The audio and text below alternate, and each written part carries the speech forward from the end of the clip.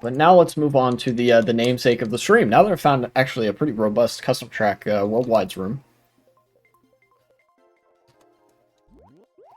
A little while ago, I think last stream or the stream before,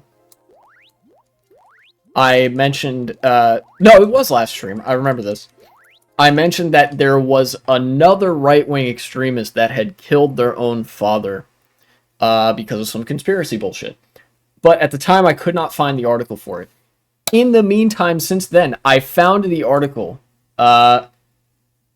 This one's from 19 hours ago, but I'm almost positive that this happened before then. Yeah, look, this covers events that happened on the 4th of February, so this had been reported from the Independent. This is where I found this article, at least. Conspiracy theorist accused of killing father was furious dad got vaccinated.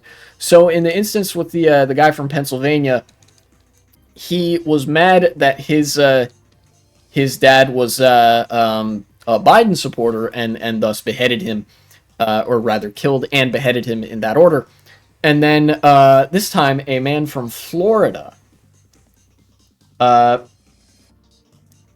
killed his dad because his dad had gotten presumably the COVID vaccine, or potentially any vaccine. You know, anti-vaxxers would be pretty crazy these days. And then below the headline it says, the arrest affidavit said the man had also started consuming cocaine, so he was high on drugs while doing so. Definitely what you want to hear. A man in Palm Beach County, Florida, because fucking where else except Florida, who was accused of beating his father to death last week, was called a delusional conspiracy theorist by a family friend.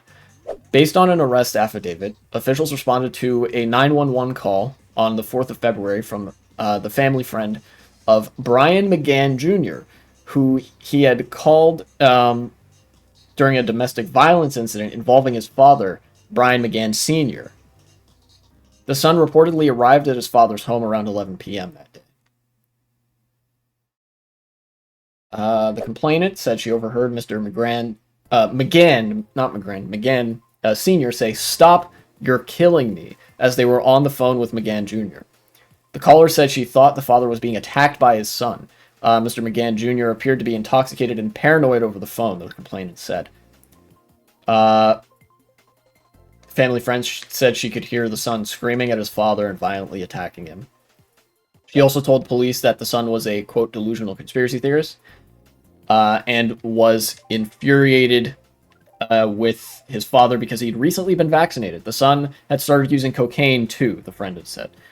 Yeah.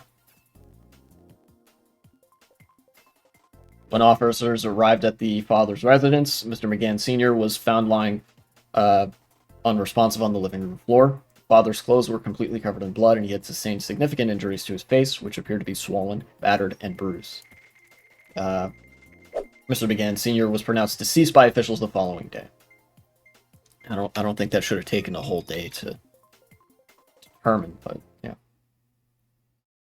When officers made contact with Mr. McGann Jr., he had blood all over him and was attempting to basically hop the fence and run from the cops, as it seems. So, that story is all very gruesome on its own. But, you know, why do I mention it, right? What's the point? The point is, once is a coincidence, right? Twice is a pattern. Like, of course, we saw that right-wingers are not necessarily unwilling to attack people close to them. Like, there was the Pennsylvania guy, like I mentioned, that beheaded his own dad because his dad was a Biden supporter. And now we have a Florida man, aptly enough, it was a Florida man, who killed his own father, beat him to death in a very intoxicated and cocaine-fueled state, because his dad had been vaccinated. This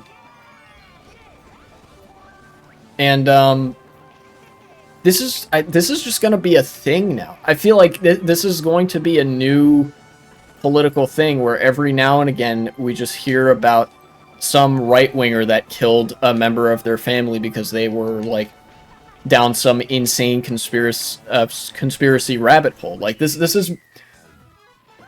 I'm not going to predict that this is going to be a new normal for the right wing, but the ideology of the right wing in this country, right, necessarily leads to this consequence. If you were to draw conservatism in America to its logical conclusion on an individual, like, person-to-person basis, this is where it leads. People getting so paranoid, so fueled by, like, insane conspiratorial shit from, even at this point, mainstream conservative news outlets that are just on cable television, then there's going to be an epidemic of violence where there's a significant overlap between political motivations and mentally ill motivations, right?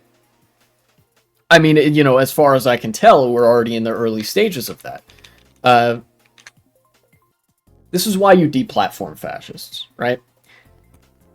This is why fascists can't be allowed to have a platform to spread their conspiratorial narrative, because they have to get crazier and crazier to keep up that fervor, and this is where it leads. And if social media companies actually cared to follow through on their terms of service, they would ban people who say this kind of shit. Tucker Carlson wouldn't have a platform if people actually cared about enforcing the terms of service.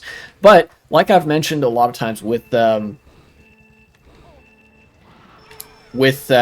know, liberals and whatever, a lot of the people who are in charge of enforcing terms of service are ideologically in some ways liberal themselves. It's like they don't want to alienate their conservative user base. The problem is that their conservative user base has no problem, like, being the absolute most insane versions of themselves. Ah, god damn it. I gotta use this here.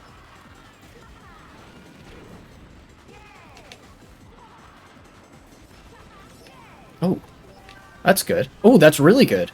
I like that. Okay. Whoa, whoa, whoa, whoa, whoa, whoa, whoa, whoa! Okay. I'm alive. Do I get first? I think I do.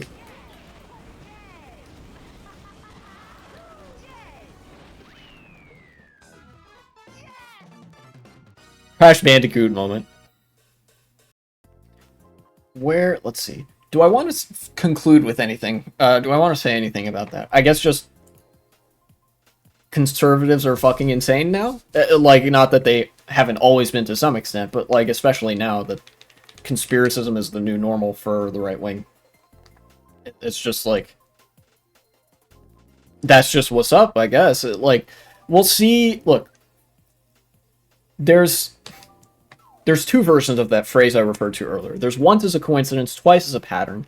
But then there's also another version that says once is chance, twice is a coincidence, 3 times is a pattern.